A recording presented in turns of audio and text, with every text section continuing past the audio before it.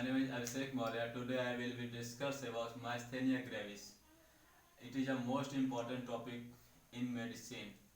ठीक है, तब उसके बारे में हम देखेंगे कि माइस्थेनिया ग्रेविस होता क्या है, इसकी डिफिनीशंस क्या होती है, इसका क्लिनिकल फीचर्स क्या होते हैं, कॉज क्या होते हैं, इन्वेस्टिगेशन क्या होगा, और फाइनली हम इसका ट्रीटमेंट देखेंगे कि क्या होता है।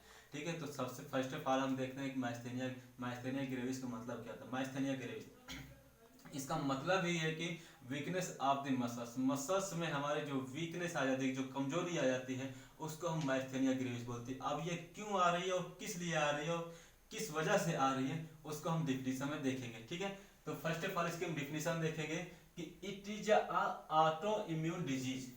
ये जो डिजीज होती है वो ऑटो इम्यून डिजीज होती है। अब बात आती है ऑटो इम्यून होता क्या है। तो ऑटो इम्यून वो होता है जैसे इम्यून सिस्टम जो है हमारा, वो हमारे बॉडी का मेन फाइटर मैकेनिज्म होता है, जो कि हमारे एंटीबॉडी रिलीज करता है, हमारी बॉडी में एंटीबॉडी रिलीज करता है।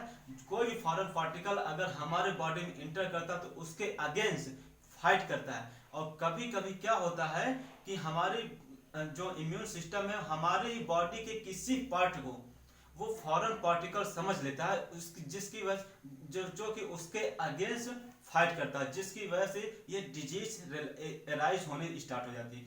तो इसका इसका एक उसमें से एक एग्जांपल होता है ये माइस्थेनिया ग्रेविस। ठीक, अब उसके बाद एक caused by the antibody to the acetylcholine receptor, मतलब कि एस्टाइकोलिन रिसेप्टर जो है वहां से हमारी एंटीबॉडी कॉज होता है, जो कि वहां से कॉज होने के बाद में in the post synaptic neuromuscular junction, जो एंटीबॉडी कॉज होगा वो हमारे पोस्ट साइनेप्टिक न्यूरोमस्कुलर जंक्शन, जो न्यूरोमस्कुलर जंक्शन मतलब जो जहाँ पे नर्व और मसल्स आपस में एक दूसरे से मिल रही है उसको हम न्यूरोमस्कुलर जंक्शन बोलते हैं। और उस जगह पे जो हमारा एंटीबॉडी है वो आके यहाँ पे बाइंड हो जाएगा, जिसकी वजह से ब्लॉकेज द न्यूरोमस्कुलर जंक्शन, और हमारा जो न्यूरोमस्कुलर जंक्शन है वो ब्लॉक हो जाएगा। जब न्यूरोमस्कुलर जंक्शन जब ब्लॉक हो जाएगा तो ऑब्वियसली अगर नर्व और मसल्स पे जहाँ पे मिल रहे हैं उसको न्यूरोमस्कुलर जंक्शन, और इसका वर्क जो है कि नर्व का वर्क जो ब्लड सप्लाई करना, ऑक्सीजन सप्लाई करना मसल्स में। अब वही अगर ब्लड और ऑक्सीजन जब हमारे मसल्स में जब नहीं सप्लाई हो पाएगा तो हमारी मसल्स जो है प्रॉपरली वीक हो जाएगी, टोटली वीक हो जाएगी, जो कि प्रॉपरली वर्क नहीं कर पाएगा। ठीक है, तो ये था इसका डिफिनीशन। और और इसका देख लेते हैं इन्फ्लामेटरी रिस्पांस क्या होता है। इन्फ्लामेटरी मतलब उसमें स्वेलिंग, जलन वगैरह दिस दैट। तो उसके ये क्या कहता है, reduce the number of acetylcholine receptor and damage the end plate. मतलब कि एस्टाइकोलिन का रिसेप्टर के जो नंबर उसके हैं, मतलब कि नंबर ऑफ एस्टाइकोलिन उसके धीरे धीरे डिक्रीज होते जाएंगे, कम होते जाएंगे, जिसकी वजह से हमारी जो एंड प्लेट है, मतलब कि न्यूरोमस्कुलर जंक्शन, नर्व और मसल्स का जो एंडिंग प्लेट है जहां से नर्व और मसल्स आपस में एक दूसरे से मिल रहे हैं, उसको एंड प्लेट को डैमेज करेगा। ठीक है, ये हो गई उसकी टोटली डिफिनेशन। अब उसके बाद हम देखेंगे कि इसका क्लिनिकल फीचर्स क्या है। क्लिनिकल फीचर्स क्या होता है, इसका मतलब ही यही होता है कि जो हमारे पेशेंट हमारे पास क्या लेके आएगा, उसका साइन के जब भी हमारे पास पेशेंट आएगा तो उसका साइन क्या होगा, उसका सिम्टम्स क्या होगा, उसको हम क्लिनिकल फीचर्स में देखते हैं। ठीक है, तो नंबर एक आता है usually present between 15 to 50 years. मतलब कि ये जो डिजीज होती है, जो बीमारी होती है 15 से 50 ईयर्स के बीच में होती है। ठीक है, अब फटिजिबल मसल्स वीकनेस, मतलब कि फटिजिबल थकान, इस नाम से पता है फटिजिबल मतलब ये होता है थकान, बहुत मसल्स वीकनेस, मतलब कि कोई भी पेशेंट हो कि इससे रिलेटेड कोई भी पेशेंट होगा, अगर वो जरा से भी अगर चलेगा, लेटर सपोज 100 मीटर 200 मीटर अगर फिर वो थोड़ा सा भी अगर चलेगा तो उसको बिल्कुल थकान महसूस होना स्टार्ट हो जाएगा।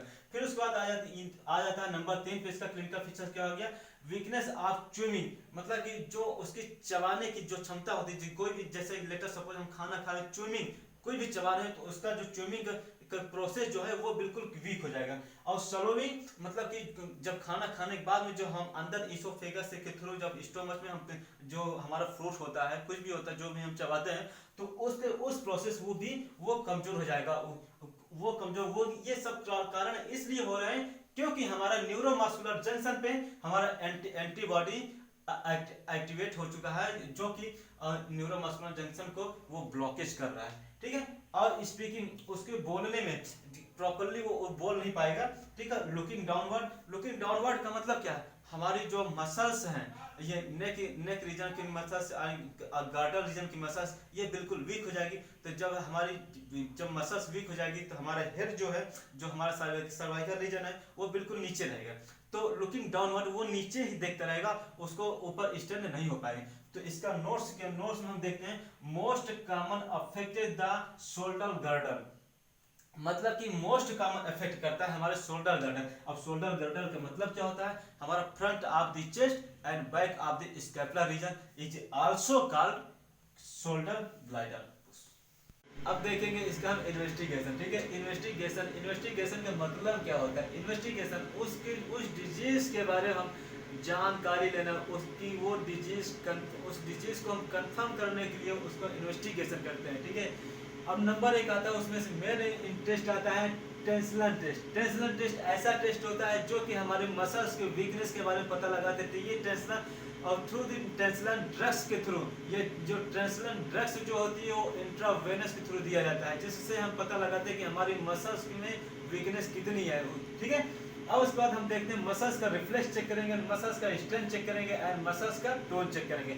ये हो गया इसका प्रॉपर्ली इन्वेस्टिगेशन। अब उसके बाद हम देखते हैं इसका ट्रीटमेंट। इसका ट्रीटमेंट क्या है, मोस्ट इंपॉर्टेंट ट्रीटमेंट जो होता है इसका पेरिडोस्टिमिन ट्रीटमेंट ड्रग्स होती है, मोस्ट कॉमनली ड्रग्स होती है पेरिडोस्टिमिन ड्रग, ठीक। अब यदि हम इस पेशेंट को अगर हम ओरली दे रहे हैं तो उसको हम 7 mg पर kg देंगे। अगर इसको हम इंट्रामस्कुलर के थ्रू दे रहे हैं, IM दे रहे हैं, तो इसको 1 mg पर kg देंगे। और इस ड्रग्स का साइड इफेक्ट जो होता है वो डायरिया एंड कोलिक होता है। और इस डायरिया और कोलिक को कंट्रोल करने के लिए हम ड्रग्स देंगे, उस ड्रग्स का नाम है प्रोपैथिलीन। प्रोपैथिलीन ड्रग्स का हम यूज करेंगे, ठीक है, जिसकी वजह से डायरिया और कोलिक जो हो रहा है वो कंट्रोल हो सके। अब उसके बाद हम नंबर 2 ट्रीटमेंट इसका देखेंगे इंट्रावेनस इम्यूनोग्लोबिन।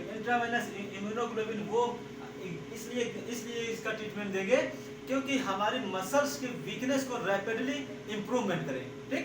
इसको हम देंगे इंट्रावेनस इम्यूनोग्लोबिन, ठीक। अब उसमें आज नंबर 3 पे आता है प्लाज्माटोमी। प्लाज्माटोमी क्या होता है, प्लाज्माटोमी प्लाज्मा से, नाम से पता चला, प्लाज्मा से एंटीबॉडी को रिमूव करना, वो प्लाज्माटोमी ट्रीटमेंट देंगे।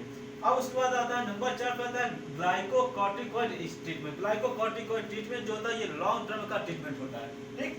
अब उसके बाद आता है थायमेक्टोमी। थायमेक्टोमी क्या होता है, ये थायमेक्टोमी ट्रीटमेंट जो हम देंगे, जैसे कि कोई पेशेंट उसको एंटीबॉडी पॉजिटिव है बट उसका सिम्टम्स नहीं पता चला, इसलिए उसको हम थायमेक्टोमी ट्रीटमेंट देंगे। और वो पेशेंट जो होगा वो 45 ईयर्स के अंडर होगा, ठीक दोस्तों। ये था आज का हमारा टॉपिक माइस्थेनिया ग्रेविस। यदि वीडियो हमारी पसंद आई हो, अगर आपके हेल्पफुल लगी हो, तो प्लीज़ इसको लाइक करिए, कमेंट करिएगा एंड चैनल को सब्सक्राइब करना मत भूलिएगा। Thank you. हम फिर मिलेंगे नेक्स्ट वीडियो के साथ। Thank you once again.